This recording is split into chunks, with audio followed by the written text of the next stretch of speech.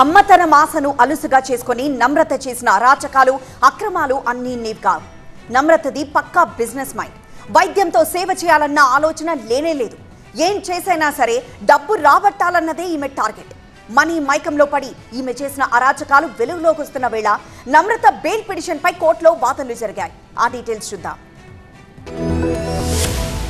నమ్రత bail petition పై సికింద్రాబాద్ కోర్టులో వాదనలు జరిగాయి. డాక్టర్ నమ్రత ఎలాంటి తప్పు చేయలేదని ఆమె తరపు న్యాయవాదులు వాదనలు వినిపించారు. అయితే నమ్రతకు చైల్డ్ ట్రాఫికింగ్ ముఠాలతో సంబంధాలున్నాయని, బెయిల్ ఇస్తే సాక్షులను ప్రభావితం చేసే అవకాశం ఉందని, ఆమెకు బెయిల్ ఇవ్వొద్దని పోలీసు తరపు లాయర్లు వాదనలు వినిపించారు. ఇరువురి వాదనలు విన్న ధర్మాసనం ఈ నెల 11న తీర్పు వెల్లడించనుంది. మరోవైపు 5 రోజుల కస్టడీలో డాక్టర్ నమ్రతను విచారించిన పోలీసులు మరోసారి ఆమెను కస్టడీకి కోరుతూ కోర్టులో పిటిషన్ దాఖలు చేశారు. మరోవైపు నమ్రత చేసిన అకృత్యాలు ఒక్కొక్కటిగా వెలుగులోకి వస్తున్నాయి.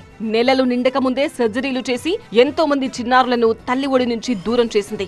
ఎంతో మంది భావోద్వేగాలతో ఆడుకుని పైసలు కూడబెట్టుకుంది. దీంతో ఆమె అక్రమంగా కూడబెట్టిన ఆస్తులపై ఫోకస్ పెట్టారు పోలీసులు. అందులో భాగంగా డాక్టర్ నమ్రత బ్యాంకు ఖాతాలు ఫ్రీజ్ చేశారు. మరోవైపు 2018 నుంచి భారీగా పెరిగిన నమ్రత ఆస్తులపై పోలీసులు దృష్టి సారించారు. ఆమె ఆస్తుల వివరాలు కోరుతూ స్టాంప్స్ అండ్ రిజిస్ట్రేషన్ శాఖకు లేఖ రాశారు. IVF కోసం తన వద్దకు వచ్చేవారిని సరోగసీ వైపు మళ్లించి నమ్రత కోట్లు గడించింది.